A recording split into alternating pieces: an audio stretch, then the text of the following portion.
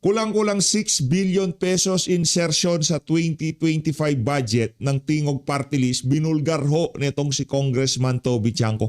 Isa ho sa pag-uusapan natin yan dito sa video na to. Bago ang lahat, gusto ho muna natin pasalamatan ang Office of the Vice President dahil dyan sa libreng sakay ho nila na yan. Palakpakan ho muna natin ang OVP.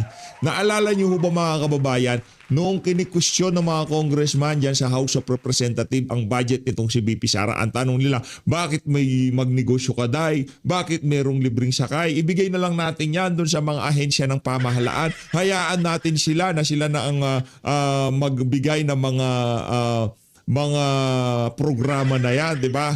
Nasaan na? Tanong ko nasaan na yung mga ahensya ng pamahalaan na dapat sana nagbibigay ng libreng sakay ngayong mga panahon na to? Noong nakita ho ng Bangag Administration na talagang nagva-viral yung libreng sakay ng OVP, naglabas ho sila, anak ng tokwa, hakutan ng panghakot ng basura ang pinangsasakay nila sa sambayan ng Pilipino. Habang ang libreng sakay ni BP Sara, naka-aircon, komportable upuan, nakabas ka, safe ka. Ito ho mga kababayan, ang panglibreng sakay ng Office of the Vice President. Palakpakan. At dyan pa lang ho sa dalawang larawan na yun, makikita na natin kung sinong gagawa ng tama at mga magnanakaw eh. Si BP Sara hindi pa presidente pero ramdam na niya yung nararanasan ng mga ordinaryong mga ordinaryong mga manggagawa.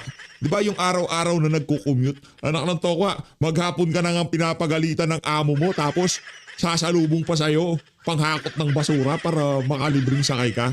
Di ba yung konting dignidad na ika nga pauwi ka na ng bahay, pagod na pagod ka, kukunin pa sa'yo nitong truck ng basura na panglilibreng sakay nitong si Marcos Jr. Pero bago ho yan, isa like at subscribe. Masaya na ho tayo dyan. Sa mga gusto sumali sa ating community, yung join button, nandyan lang ho sa baba. Viral ho kasi yan noong ngayong linggo na to. Yaang libreng sakay na yan ni BP Sara. Ang daming bumatikos, yung mga kakampings talagang binanatan nila, di ba? Habang itong si Leni Robredo nagko-commute, itong si BP Sara, linilibre yung mga nagko-commute. Ito, panoorin ho natin ang isa sa mga nag-content dito sa libreng sakay bagong Pilipinas nitong si Marcos Jr. Naku, itong si ate, kulot tong si ate. Game. Uy, daghang salamat sa atong mahal nga presidente. Salamat. Thank you, Mr. President Bongbong Marcos, sa palibre mong sakay. Ang daming naaliw sa libre mong sakay, ang daming natuwa, ang daming naming pasalamat sa iyo kasi naisip mo mapalibre sakay despite of the mahalin sa gasolinahin. Mauna yung presidente. That's what the president do. Mahal ang gasolina? No worries. May palibre si Mr. President na sakay. I'm very proud. Yeah! Binoto kaya kita nung nakaraang eleksyon. Yeah, pinaglaban pa kita sa mga bashers mo. Dapat lang na magpalibre kang sakay. Gusto nyo makita? Yan. Proud kay kunin mo, Mr. President. Dara. Yay! Palakpakan. Habang si BP Sara, yung mga pagod na manggagawa, makasandal-sandal naman ng konti, no? Maka-aircon naman, di ba? Yun ang binibigay ni VP. Yun ang gusto nilang ipa-impeach. Yun naman ang i-impeach, isinasakay yung mga pagod na maghapon sa kakatrabaho doon, dito sa truck ng basura. Mauni! Libreng sakay! Shockman! Wow! Pwede ba kang tiguang ni mo sakay? Ano ka na bang? Gilibre na kang sakay. Pero, need pa ka magpakamatay. Una ka makasakay. Ang mga tigulang, di ba kakat-kat, Mr. Presidente? Ay, parang habugaw na yung shakwan. Di ko naiintindihan sinasabi niya pero natutuwa ako sa naririnig. Yate. Hoy, anong akala mo sa amin mga kabos? Mga tumbo? Sakyan na! Mas matindi to, di ba? Tubo. Hindi tubo. Saan man nagtubo? Sakyanan man nagbakal, yabag, tao po lang ikarga na buang ambat sa imo, Mr. President. Na proud nang tako sa imuha, pero ngano mani! Ngano mani! Wow, ka-proud yun ako! Tang-tang ako mustiso! Pakit-on mo sa libreng sakay ni Inday Sara. Yan, pakita mo. Oh, mauna kay Inday Sara. Yan kay Inday Sara. Office of the Vice President. She's very proud to represent the libreng sakay ng Office of the Vice President. Oh, Hindi lang ho isa yan. Yan, nakita nyo, magkatabi. Bus. Office of the Vice President, libreng sakay. Yan ha, 3 taon si VP Sara. Ngayon itong mga nagagawa niya, yung mga kini-question nila, napapakinabangan. Kumbaga nakikita ni VP Sara yan eh. Nakikita niya yan eh. Na paano kung mangyari to? Ang mahal na ng ganito, ang mahal na ng ganyan. Kahit yung libreng sakay man. Hindi lang ho ngayon yan ha, hindi lang ho ngayon yan. Wala pa hong sigalo dyan sa Middle East. Meron ng libreng sakay si VP Sara. Hindi ho siya ngayon nagbibida-bida. Kumbaga ngayon lang na-amplify yung effort ng OBP na dapat sana pabanjing-banjing lang, pakuya-kuya-kuy lang. Dinaig pa ho niya ang presidente ngayong mga panahon na to. Mas ramdam pa ho ng ating Vice President yung pinagdadaanan ng ating mga kababayan. Kumpara natin doon sa bagay, pasingot-singot lang talaga tong si Marcos Jr. Wala naman talagang pakialam yan. Ercones, di amigas, di amigos. Kato siya, muratag, kato kang Mr. President, muratag gibuot kay trapal dire, trapal nga. Need pa tato magpakamat tayo unang ta makasakay. Kanisa, ay, maoni, tungod is confidential fund. Unhala lang tawo, buisit mo. Ayan na nga mga kababayan, lagay ko lang dito yung libreng sakay ni Marcos Jr. at libreng sakay ni VP para ika nga makumpara ho ng ating mga kababayan, makita nila kung sino nga ba ang tunay na may tapang at malasakit. Diba? Ito kay Marcos Jr. ano lang to eh. Kumbaga, para lang may pang optics ba? Meron silang pang tapat dito kay VP Sara. Kaso hindi ho nila anticipate na babalik ho sa kanila yung mga kabalbalan nila na yan. Sino ba naman ang wala namang, okay lang sana kung baha eh. Baha, sana yung baha. Anak ko, pinanglilibring sakay ng Office of the Vice President. Talagang safe tayo dito.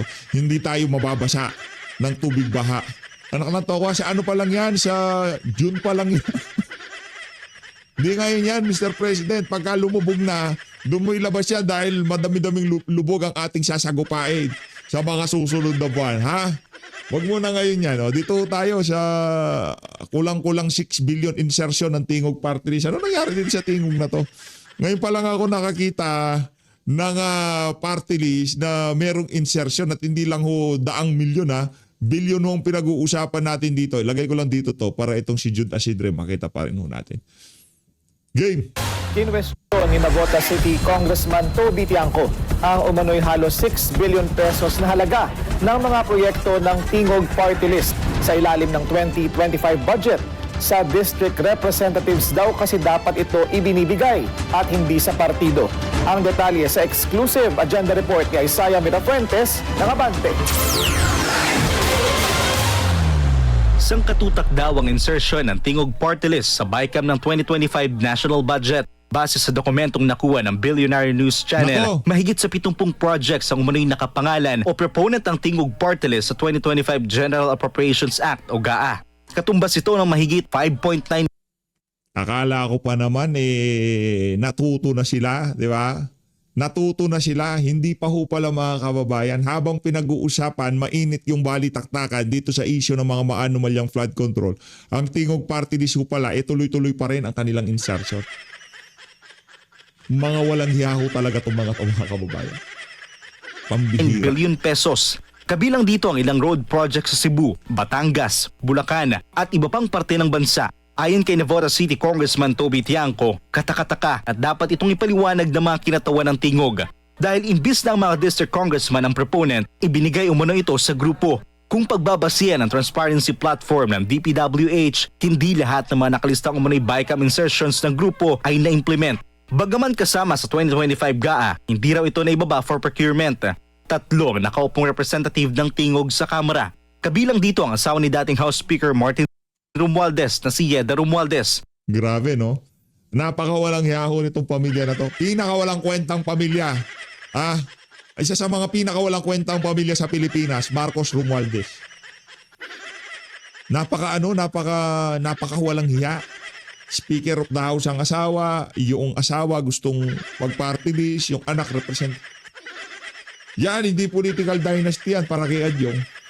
Anak niyang si Andrew Romualdez at si Representative Jude Asidre Baboy. ng kasalukuyang may girian sa pagitan ni Navotas City Congressman Toby Tiangco dahil sa aligasyon ni Tiangco na may suhulang naganap sa botohan ng impeachment case ni VP Sara noong nakaraang taon sa Kamara. Ayon kay Asidre, kinakailangan maglabas si Tiangco ng ebidensya. Sa mensahe ni Tiangco sa Billionaire News Channel, sinabi niyang tanging mapumirma sa impeachment lang daw ang nabigyan ng budget para sa infrastructure projects na ipinasok sa BICAM noong nakaraang taon. Mismong si resigned Congressman Zaldi Curao ang may pakana nito na anya ay paniguradong alam ni former House Speaker Martin Romualdez. Giit ngayon ni Tiangco, dapat nang bilisan ang pagdinig sa panibagong impeachment complaints laban kay VP Sara para makapag-focus na rin ng Kamara sa isa pang mas mahalagang issue, ang oil crisis. Kasalukuyan pa naming hinihintay ang sagot ni Asidre at ng Tingog Party List kaugnay sa umano'y budget insertion.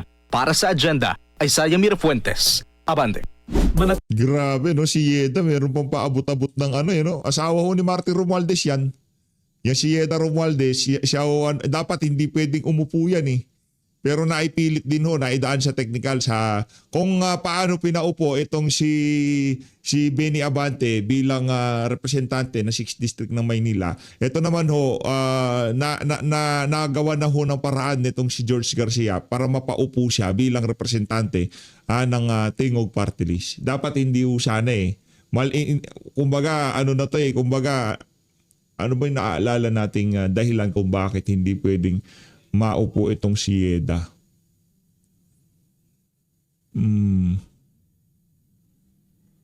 Pang-apat na ho ata niya ito. Ngayon meron ho atang limit yan sa COMELEC, sa rules nila. Ngayon,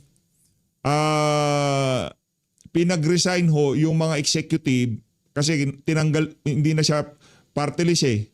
Kung di ako nagkakamali, correct nyo na lang kung mali ako, wala namang problema dyan. Ngayon, nag-resign yung mga executive ng Tingog. So wala nang choice ngayon yung Tingog Party List kung hindi iupo itong si Yeda na kung saan na dapat hindi na siya pwedeng iupo. Parang ganun ho. Idinano sa, syempre, yan eh. Chairman George yan eh, di ba? Ay Sayamir Fuentes. Abante. Manatiling nakatutok sa bill Ng DP Eto na, lipat ho tayo. Ay naku, ano ba yan? Eto na ba? Dito ho ba tayo? Eto na lang, kay Baculaw na muna tayo. Kay Baculaw na ho muna tayo ang tawag dito kay Jinky. Kay Aling Jinky Luistro na ho muna tayo. Tanggalin ko na to. Nakita na rin naman natin kung gaano katindi ang Office of the Vice President. Dito tayo kay Aling Jinky. Yay!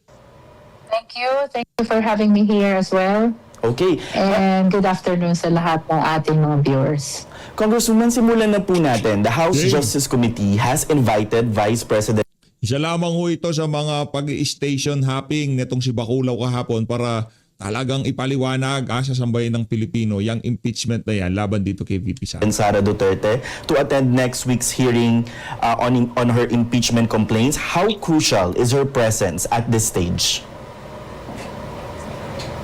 Well, that will be very significant for her to witness up close and personal the evidence which will be presented by the complainant, no? Yan. Of course, this is significant because she needs to counter, to rebut, to question the evidence of the complainant so as to provide basis for the members of the Justice Committee in not voting in favor of the impeachment complaint, no? Otherwise, if she will not avail of this opportunity, she will not participate in the hearing proper, she will not rebut, she will not challenge, she will not refute the evidence of the complainant, then the evidence of the complainant will stand. And the possibility is the justice member might vote in favor of the finding of probable cause, no? So this is actually her opportunity to present evidence so as to counter the evidence of the complainant, which will definitely Ang problema kasi, madam, ang hindi nyo maintindihan dito, ang makakapag-cross-examine lang sa ipipresentang ebidensya nagsampa ng impeachment, yung mga committee member lang. Unfair yun para doon sa kampo ni VP Sara. Ngayon, masyadong obvious naman na yung karamihan ng mga miyembro ng Justice Committee paborable sa impeachment ni VP Sara, para ho tayong naglulukuhan. Pagka tinanong ng mga member ng House Committee yung mga ipipresentang ebidensya, automatic na yon. 'Di ba? Talagang susugan pa nga nitong si Benny Abante kung ano man nasasabihin ng mga witness na 'yan, 'di ba? Ganun ho ka one-sided 'yan. Hindi ho pwedeng i-cross-examine ng mga abogado ni VP Sara yung mga witness na isasalang nila. Kaya ang mas mainam dito, wala na kayong maraming kaartihan pa na gagawin diyan. Magbotohan na kayo, isenda natin 'yan sa Senado. Dahil doon, kahit paano, meron naman laban yung magiging parehas yung yung playing field kahit paano. Diba? Kahit alam natin na meron na kagad ng mga bias na senador at gustong ma-impeach si VP Sara. Kagaya na lamang yung mga di umanong nadeliveran din ng maleta. At least doon, pwedeng mag-cross-examine yung mga abogado nito si VP Sara. Doon sa mga kagaya ni Madriaga, kagaya ng mga ebidensyang ipipresenta nila. Ang sigurado dito, malulusutan niya ni VP Sara. Kumbaga, kinukorner na lang ho nila yung naratibo na pagdating sa Senado, yung mga senator judges na sasalansan dito, pagka hindi sila bumoto sila for acquittal, ang dating parang merong problema. Kasi doon pa lang sa Justice Committee ng House of Representatives, guilty na si VP Sara. Ganun ho yun. I-frame na ho nila yung narrative. Ang atin dito, kaya tayo nandito para wasakin ang trip nitong si Bacolao. Diba? influence the judgment of the justice members in the determination of the existence or non-existence of probable cause. So Congresswoman Luistro, does she have an option to waive her appearance, and what will this imply if she does waive her appearance? Well, as I have discussed before, the participation of the Vice President, the respondent in the hearing proper, is her prerogative. It's a part of her right to due process. In other words, whether she will come or whether she will participate or not participate are her options. And as to the consequence of not participating in the hearing proper, well, if she doesn't participate, she will fail to controvert the evidence of the complainant, which means that it will stand because nobody questioned it. Nobody controverted it. Nobody challenged it. In which case, there will be bigger chances. Ang mangyayari kasi dyan sa mini-hearing na gagawin nyo, yan na nga problema natin. Hindi naman pwedeng i-contradict ni VP Sara. Anong gagawin niya doon? Dapat na magsalita sa kanya doon yung mga abogado niya. Ang gusto niyo mangyari, pumunta siya doon, iharap niyo sa kanya yung mga witness, tapos doon na maghahalong balat sa tinalupan. Hindi pwedeng mangyari yun. Hindi parehas ang playing field. Pagka diniklara ni Madam Chair na out of order kung sino man dyan, walang magagawa sa ano. Walang magagawa yung mga abogado ni VP Sara. At ang tanging magagawa ng mga abogado ni VP Sara doon, para bulungan lamang siya. Ma'am, huwag niyo sagutin yan. Ganun lang. Hindi pwede magsalita doon. Si VP lang ang pwede magsalita doon. Kaya walang kaibahan doon sa TWADCOM. Yang Justice Committee na ngayon gagawin nila na yan, wala akong kaibahan yan doon sa ginawa nila noong mga nakalipas na taon na panggigiba kay VP Sara. Hindi pa ba kayo kontento doon? Uy, Bacolao, di pa ba kayo kontento doon? Langya kayo. For the finding of existence of probable cause. So hindi po pwedeng yung kanyang mga abogado ang mag-defend sa kanya before the House Justice Committee panel. Like sa ibang mga nakasanayan po siguro ng publiko na minsan abogado po ang nagde-defend or kumbaga humaharap sa mga korte. Dito po ma'am, hindi pwede na lawyers niya lang ang humarap if ever. Under the rules of impeachment of the House of Representatives, only the justice members can conduct direct examination and Kaya nga mas mainam na i-impeach nyo na siya. 'Di ba? Itapusin nyo na usapan diyan sa dyan sa Justice Committee. Huwag na tayong maglokohan dito. Di ba? Alam namin yung mga karakas mo na yung bakulaw, anak ng tokwa. Alam namin yan. And cross-examination, which means that lawyers cannot participate, no? At the very least, if the lawyers will participate, it should be limited to assisting their clients, who in this case can be the complainant or the witness or the respondent. The consequence of which Unfair kasi, mantakin nyo yung buong, isa lang ang hindi bumoto dyan eh. Buong Justice Committee kalaban ni VP Sara. Paano siya lang mag-isang makasasagot sa inyong lahat dyan? Si dating Pangulong Rodrigo Duterte, makikipagsabayan yan. Itong si VP Sara, anak ng tao ka, sa dami nyong yan, masyadong unfair, hindi pares yung playing field. Kaya naman kayo sagutin ni VP Sara. Pero nga pagka aabot na siya doon sa punto niya, sigurado patitigilin siya kung sino mang bakulaw diyan sa diyan sa committee na yan. At ang ang senaryo na yan ang ating nakikita kung sakaling dadalo itong si VP Sara. which is if the client doesn't participate, how else will the lawyer assist him, no? So it is really significant for the respondent to assess the importance of participating. Huwag ko kayo maniwala kay Bakulaw. Hindi ho importante ang pagpunta ni VP Sara dyan sa Justice Committee. Kahit na pumunta siya, hindi siya pupunta dyan. Iisa lang ho ang outcome niya dahil karamihan ng mga congressman puro bayaran. Pagka nagpaikot na ho sila ng envelope dyan at nasilaw yung mga congressman na iboto na para i-impeach si VP Sara, wala na ho anong ebidensya. Wala akong ebidensya. Kay Marcos Jr. nagsusumigaw ang mga ebidensya. Inakwit ho nila, binasura ho nila yung impeachment complaint laban sa kanya. Dito kay VP Sara, walang ebidensya. Gusto pa ho nila manggaling kay VP Sara yung mga ebidensya. Ganon ho kawalang kwenta yung Justice Committee na yan. Kaya ang atin dito, kung gusto nilang i-impeach na nila. Wag nyo nang pahirapan ng mga sarili nyo. Hoy, Bakulaw. in the hearing Yeah, proper, Bakulaw, because definitely it will be her presence It will be only her presence which will pave only. way towards the presentation of her evidence, either by her alone or by her assisted by her lawyers. Okay. May message po Siya lang, si VP Sara lang. Walang walang lawyer na magsasalita. Kaya napaka-unfair ho ng na yan. Matakin nyo, okay lang masana yun eh. Diba? Okay lang naman sana si VP Sara magsasalita dyan. Kung hindi ipinakita ng mga kasama niyang congressman, yung mga member ng Justice Committee, yung yung hindi sila bias eh. Karamihan sa mga yan, galit na kay VP Sara, di pa nag-uumpisa hearing na to eh. Karamihan sa mga yan, nautusan lang ni Martin Romualdez na tumao dyan sa Justice Committee para salansanin si VP Sara eh. Di ba, paano ka pa magsasalita? Kung bago ka pa lang pala pupunta, na-prejudge ka na noong ng mga dadatnan mo. Sino? Si Abante, si Joel Chua, si JJ Suarez, si Bakulaw. Anak na to ka. Hindi mo pa binubuka bibig mo, pinrejudge ka na ng mga yan. At kung maaaring i-impeach ka na ngayon, tanggalin ka na at di ka na makatakbo, ginawa na nila yan.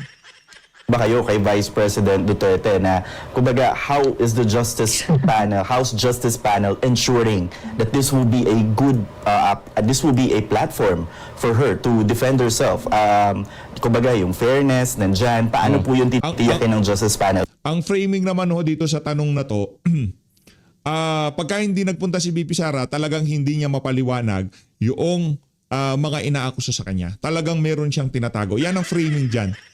Diyan sa mga ganyang klaseng tanong. Dapat to, matalas na rin ho kayo pagka tanong pa lang ng mga mainstream media, alam nyo na kung planted ba yan, follow up ba yan. Yan tanong na yan, kumbaga piniframe na nila sa utak ng ating, yan kumbaga yung mainstream media, mahilig ho magmanipula ng naratibo yan. Kaya kung hindi pa ho kayo nakasubscribe kay PH Update, mag-subscribe na ho kayo. Dahil kung yan lang ang mga pakikinggan nyo, tawa. Maliligaw ho tayo mga kababayan. Kung dadaluman po siya. I wish to address my message instead to the sovereign Filipino people. Rest assured that the Justice Committee, since day one, until we finish the entire proceeding, is observing the requirement of due process to all the parties in this impeachment complaint. No, as the people have witnessed, we provided ample opportunity for all the justice members to manifest, whether be it in favor of the impeachment complaint or not in favor of the impeachment complaint. We sent notice to the Vice President for her to file her answer, regardless of the appreciation of the justice members of the allegations in the answer. What is important is we catered ample opportunity for the respondent to file their answer to the impeachment complaint. No? And for the purpose of our hearing proper, we will make sure that the opportunity for presentation of evidence that will be given to the complainant will be given to the respondent as well. So, in the end, the sovereign Filipino people can be assured that both parties Sovereign Filipino. Puro. Ngayon ko manalalaman na pa sovereign. Kapag utusan ka lang naman ni Martin Romualdez. will be heard in this Tulungan ko ba? impeachment process. Kung Luistro, may mga mambabatas po or may isang mambabatas na kumu-question or kumbaga nagsabi po na posibleng may nagaganap na vote buying or bribery in exchange of impeachment votes. How will the committee take this po? I totally deny the allegations that there are vote buying in relation to the impeachment process. No. And at least for myself, no, I can speak for myself. I never encountered any attempt from the leadership to influence the manner by which I am presiding in the Justice Committee. Yes, because as chairperson, how do you respond to remarks that politics at play in undermining the process?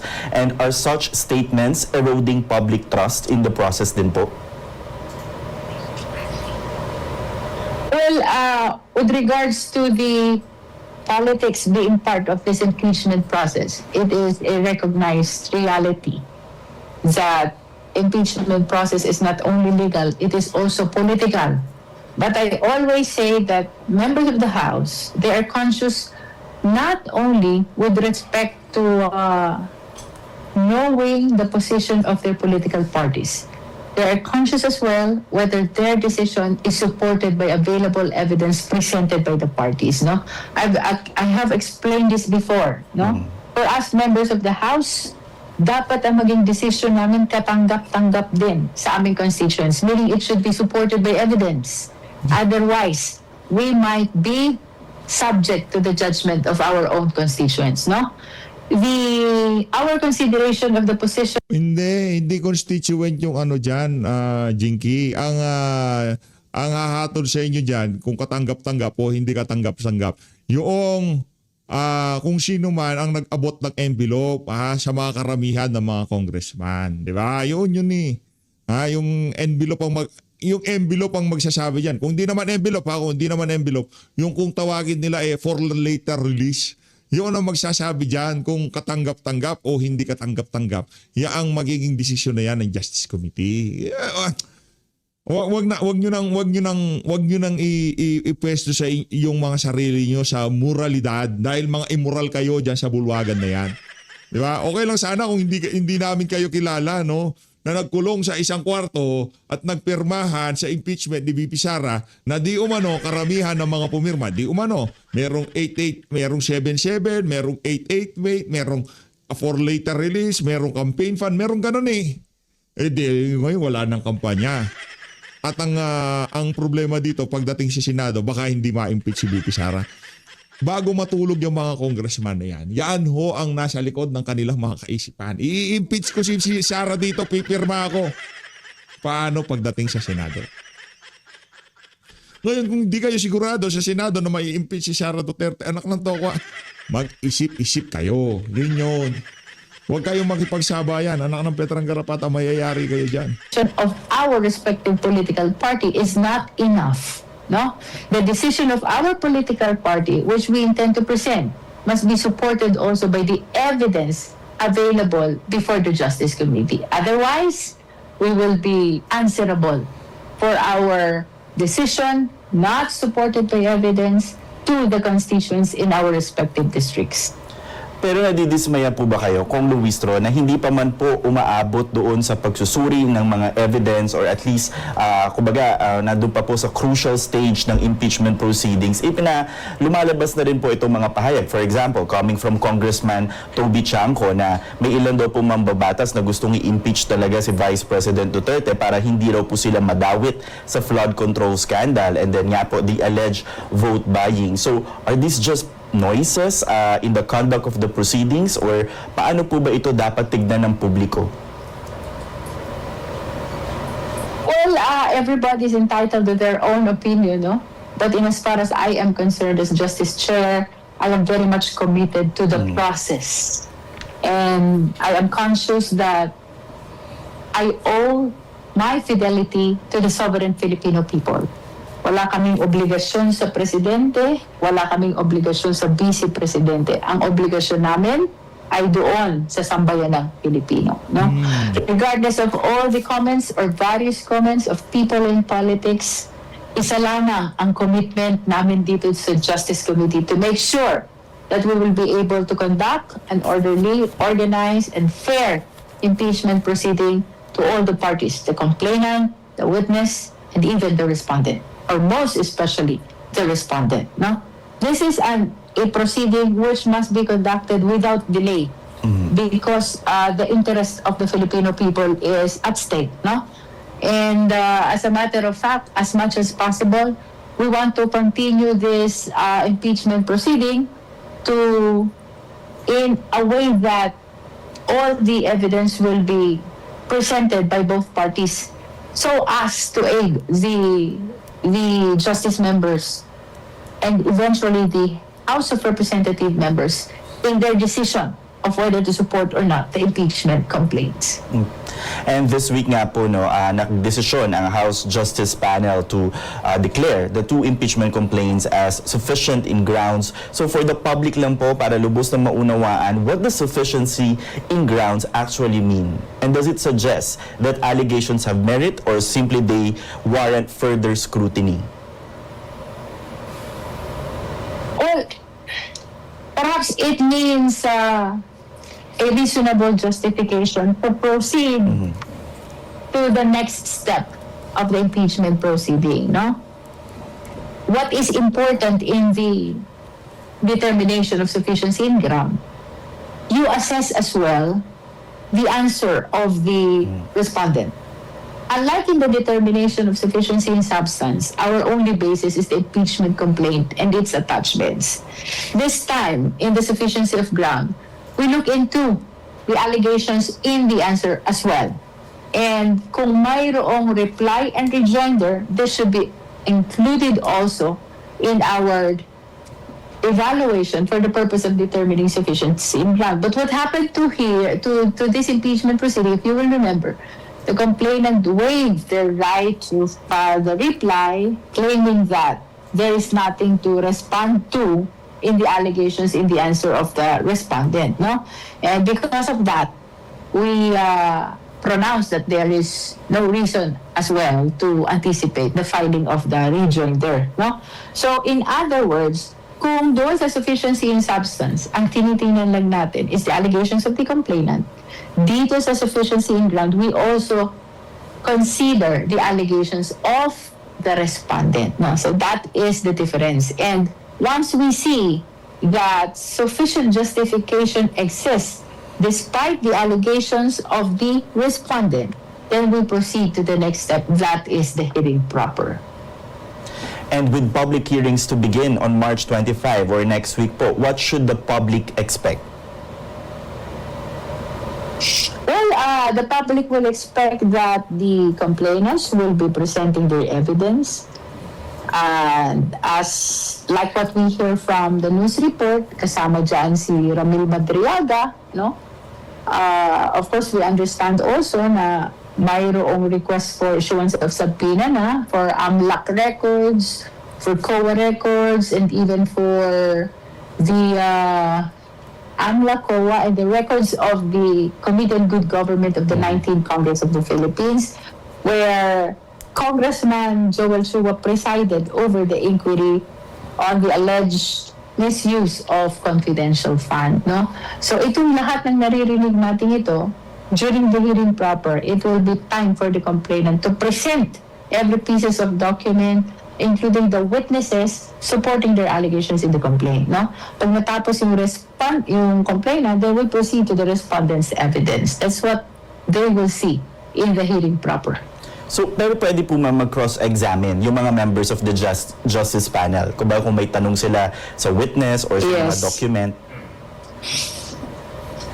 It is very clear in the rules of impeachment of the House of Representatives that the justice members may conduct direct examination and cross-examination. The consequence of it, non-members cannot. But they can, of course, make manifestation in the impeachment proceeding. Lawyers cannot participate also in the direct examination. Kaya kung yung mga miyembro ng Justice Committee, puro anti-Duterte, puro lahat gusto ma-impeach si BP Sara, saan pa kayo makakakita ng fairness dyan sa isasagawa nilang ano na yan, di ba? Pagdinig dyan sa Justice Committee. Kaya mas maigi kung tayo dito, huwag na nilang pahabain ng kanilang mga wag na nilang pahirapan ng kanilang mga sarili. Diretsuhin nyo na kung ano man ang ididiretso nyo dyan. Cross-examination. And as I have said earlier, if indeed they will participate, it will be limited to assisting their clients. Mhm. And ma'am, siguro po para lang din po for the information of the public, how different is this hearing will be sa mga posible pong maganap sa Senate pag nagkaroon po ng impeachment trial? Well, definitely ang ating purpose dito sa mini trial or hearing proper is the determination of probable cause only, no? Because this is the requirement for us to be able to proceed to plenary and for the plenary to transmit the same to the impeachment court, which is the Senate, no? So that is one difference. And of course, dito, enough na mailatag lang lahat ng ebidensya, no? The details as to the genuineness of the documents, what else? The genuineness of the testimony of the witnesses, yung specific surrounding all the evidence which will be presented in the hearing proper will just be reserved for in the trial before the Senate, not the impeachment court. So indeed, ito'y mini trial lang, just to give opportunity to both parties to lay down all their evidence to support their allegations. No, the full-blown trial, the comprehensive trial, will be happening in the Senate. Okay.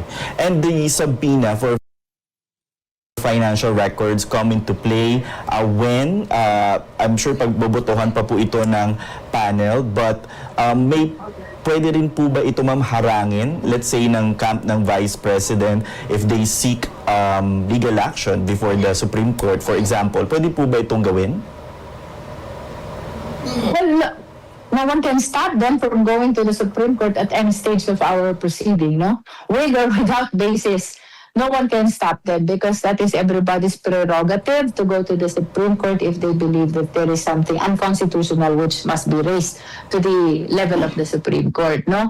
But as to what's going to happen to this petition or request for issuance of subpoena, it will depend on the justice members, and this is one of the matters which we will be discussing on the March 25 hearing, which is our initial hearing for the purpose of hearing proper. Okay. And may mga succeeding hearings pa po on April 14, 22, and 29. Do you hope na dito na po matatapos o mag-wrap up yung hearings, or what is the timeline and objective of these proceedings, ma'am? As to the timeline, it depends really on the amount of evidence which the parties will be presenting. No, like for example, if indeed the Vice President will not be participating, definitely mas shorten yung hearing proper natin. No, if the Vice President will be participating, we might definitely we will be making further schedules for the purpose of our hearing proper, no? Etong apat na schedule na actually 5 in total, no? March 25, April 14, 22, and 29. 4 in total. I think this will just be for the purpose of the initial presentation of the evidence of the complainant. Okay. So gagawin po ba ma'am na mini trial or starting March 25? Are you doing it per ground? Malibaw po on the betrayal of Ngayon na nga mga kababayan, dito na ho natatapusin ang mga kalokohan nitong si Bacolao. Ano pa ho bang aasahan natin dito sa alin na to? Maraming salamat ho. Mag-ingat ho kayo lahat. Manlahat ng Pilipinas.